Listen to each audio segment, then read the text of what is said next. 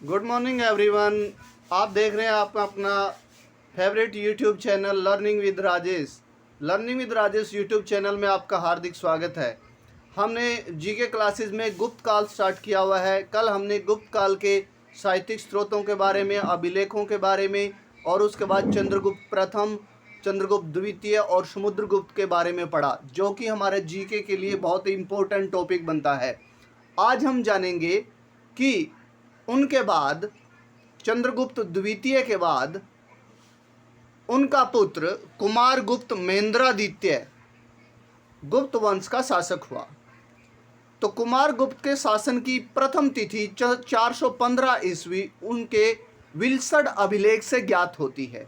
आपसे कल पूछा जाएगा कि कुमारगुप्त का विल्सड अभिलेख से क्या ज्ञात होता है, या पूछा जाएगा कि विल्सड अभिलेख जो है वो किस गुप्त शासक से संबंधित है। आई होप कि आपको समझ आए।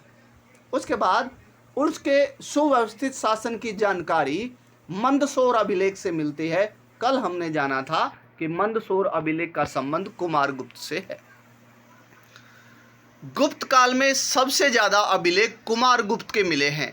वेरी वेरी इंपॉर्टेंट क्वेश्चन है कि किसके अभिलेख सबसे ज्यादा मिले हैं गुप्त काल में। आप बताएंगे कि कुमारगुप्त के मिले हैं। कुमारगुप्त के अंतिम दिनों में पुष्यमित्रों का आक्रमण हुआ और हूणों का भी आक्रमण हुआ, जिसके बारे में अभी थोड़ी देर बाद हम जानेंगे। इसके निपटने के लिए उसने अपने पुत्र स्कंदगुप्त को भेजा तथा विजय मिली, यानी उन्होंने पुष्यमित्र और हूणों को हरा दिया। उसके बाद कुमारगुप्त ने महेंद्रादित्य, इसलिए उसके नाम की शुरुआत में हमने क्या लिखा है, कुमारगुप्त महेंद्रादित्य, क्योंकि उन्होंने महेंद्रादित्य की उपाधि हासिल की थी, इसलिए उन्हें कुमारगुप्त महेंद्रादित्य के नाम से भी जाना जाता है। और उन्होंने श्री महेंद्र आदि उपाधियां हासिल की थी।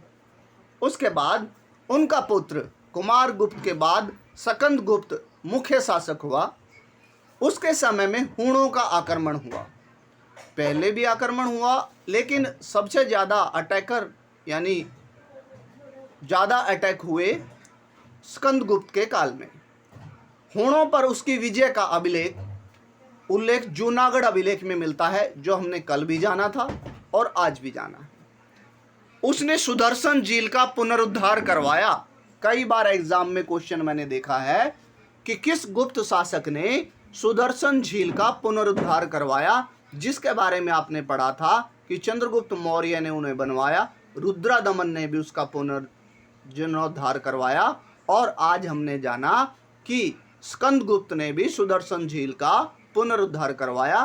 कल आपसे पूछा जा सकता है कि इनमें से किसने करवाया या किसने नहीं, तो आप याद रखिएगा। उसके बाद उसने यह कार्य सौराष्ट्र के गवर्नर चक्रपालित को सौंपा।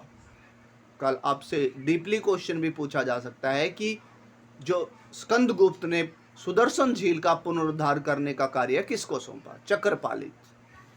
उसके बाद स्कंदगुप्त जो है उन्हें सक्रादित्य भी कहा जाता है। जैसे हमने पढ़ा था कि चंद्रगुप्त द्वितीय को सकारी भी कहा जाता है, वैसे स्कंदगुप्त को सक्रादित्य भी कहा जाता है। कहाँ लिखा है, कहोम लेख में लिखा है। प्रशासनिक सुविधा के लिए स्कंदगुप्त ने अपनी राजधानी अयोध्या स्थानांतरित की। वेरी वेरी इंपॉर्टेंट क्वेश्चन है, एग्जाम में आ सकता है कि स्कंदगुप्त ने प्रशासनिक सुविधा के लिए अपनी राजधानी कहाँ स्थानांतरित की, तो आप बताएंगे अयोध्या की। आई होप कि आपको यहाँ तक समझ आया होगा। उसके बाद जैसे कि हमने पहले जिक्र किया है, हूणों का आक्रमण गुप्त काल के पतन के लिए भी महत्वपूर्ण उत्तरदायी कारक माना जाता है। तो हम जानेंगे कि हूणों का आक्रमण किसके नेतृत्व में हुआ, अर्थात हूणों के मुख्य शासक या मुख्य नेता कौन थे। हूण मध्य एशिया की चंडाल जाति थी, जिनको सूखेपन या फिर काम की तलाश में या फिर मुख्य आजीविका के लिए वहाँ से वो भारत की तरफ आए। उनकी दो शाखाएं थी, हमने एनसीईआरटी में जाना है कि अश्वेत हूण तो यूरोप की तरफ चले गए और श्वेत हूण जो आए वो किसकी तरफ आए, भारत की तरफ। तो उन्होंने तोरमान के नेतृत्व में, हूणों ने तोरमान के नेतृत्व में भारत पर आक्रमण किया। उस समय गुप्त वंश शासन में था भारत में।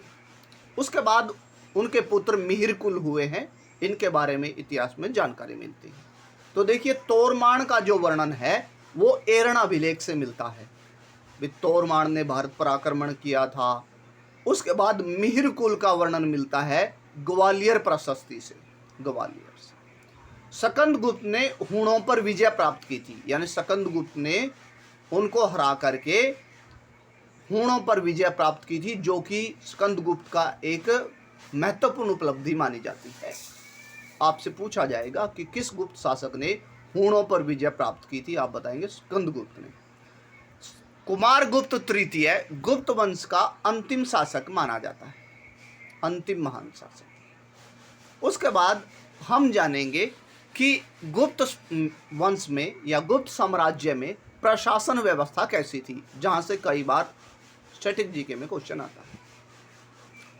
सम्राट के सहायक जो होते थे मंत्री होते थे, उनके बाद अमात्य होते थे। सबसे बड़े अधिकारियों को कुमारामात्य कहा जाता है। प्रमुख अधिकारी कौन कौन से थे और उनके अंडर में कौन से डिपार्टमेंट होते थे, ये भी कई बार पूछा जाता है। तो इनमें हम जानेंगे कि महाबलाधिकृत जो हैं वो सेनापति होते थे, सेना के सेनापति कहलाते थे। महाबलाधिकृत जो होते थे वो सेनापति होते थे। महादंड नायक न्यायाधीश होते थे, न्यायाधीशों को महादंड नायक कहा जाता था। उसके बाद महापक्ष पटलिक लेखा विभाग अकाउंट डिपार्टमेंट के मुख्य अधिकारी होते थे। अब आप इन दोनों तीनों को याद कर लीजिएगा, क्योंकि कंफ्यूजिंग पॉइंट है, कहीं पर महाबलाधिकृत है, महादंड नायक है, महापक्ष पटलिक है। तो याद रखिएगा कि उनके अंडर कौन कौन से डिपार्टमेंट थे। उसके बाद प्रशासन की सबसे बड़ी इकाई देश होती थी और देश के प्रशासक को गोप्ता कहा जाता था। उसके बाद प्रांतीय प्रशासन में प्रांत जो होते थे उन्हें भुक्ति कहा जाता था। कई बार एग्जाम में मैंने देखा है ये प्रश्न, रिपीटेड क्वेश्चन है कि प्रांतों को क्या कहा जाता था, आप बताएंगे भुक्ति कहा जाता था। और उनके प्रशासक को उपरिक कहा जाता था। और जिले जो होते थे उन्हें विषय कहा जाता था और विषय के मुखिया को विषयपति कहा जाता था। नगर प्रशासन जो होता था वो पुरपाल के अंडर होता था, यानी नगर प्रशासन के मुखिया को पुरपाल कहा जाता था। और ग्राम प्रशासन में गांव का जो मुखिया होता था उसे ग्रामिक या महतर भी कहा जाता था। आई होप कि आपको समझ आया। अब नेक्स्ट पॉइंट है, दीवानी तथा फौजदारी कानून अच्छे से परिभाषित किए गए किस वंश के दौरान, किस साम्राज्य के दौरान, गुप्त साम्राज्य के दौरान। और सैनिकों को उस समय चाट कहा जाता था और पुलिस को भाट कहा जाता था। आई होप कि आपको समझ आया। और महादंड नायक किसे कहा जाता था, आई होप कि आंसर आपके पास है, न्यायाधीश को कहा जाता था। और महापक्ष पटलिक किसे कहा जाता था, जो लेखा विभाग अकाउंट डिपार्टमेंट के मुखिया होते थे, मुख्य अधिकारी होते थे। और आई होप कि आज की वीडियो से जो कंटेंट आपको मिला है, जो पॉइंट्स मिले हैं, अच्छे से समझ आए होंगे। कल हम इसकी लास्ट वीडियो करेंगे जिसमें हम उनके व्यापार के बारे में और उनके समाज के बारे में जानेंगे कि समाज पिछड़ा हुआ था। हमने जाना कि गुप्त साम्राज्य जो है वो हमारे यहाँ पर भवन निर्माण कला में या मंदिर निर्माण कला के लिए बहुत जाना जाता है, आर्किटेक्चर के लिए जाना जाता है। और मंदिरों से संबंधित, गुप्त काल में बने हुए मंदिरों से संबंधित कई बार प्रश्न आते हैं, जिनके बारे में कल हम जानेंगे।